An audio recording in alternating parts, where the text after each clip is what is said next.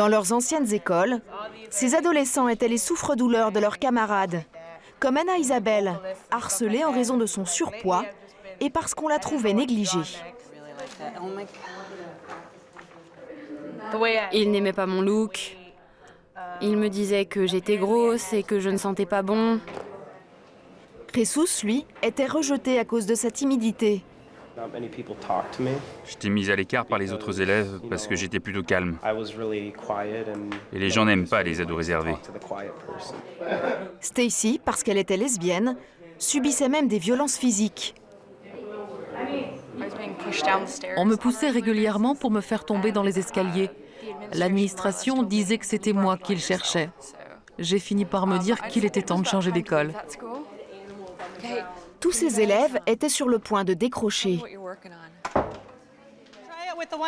Tina a fait le pari de les réunir pour leur faire remonter la pente avec des méthodes qui en feraient sourire plus d'un.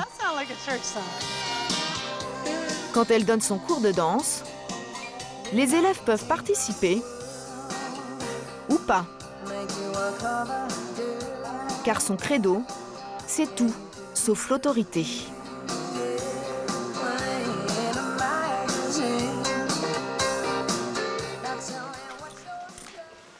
Une pédagogie peu orthodoxe, inspirée de sa propre expérience. Tina a failli elle-même rompre avec l'école à cause de son enfance difficile. Quand j'étais au collège, mon père est allé en prison parce qu'il nous abusait sexuellement, mes frères et sœurs, et moi, et qu'on l'avait enfin dénoncé. Et je me souviens qu'un jour en cours d'anglais, le prof nous a demandé de rédiger une rédaction sur le thème de la famille. J'ai raconté l'histoire de mon père en prison. Mais quand il m'a rendu ma copie, j'avais 0 sur 20, marqué en énorme, avec un commentaire « Ne parle jamais de ça à l'école, ce n'est pas l'endroit approprié pour ça ». Je ne suis jamais retournée dans ce cours.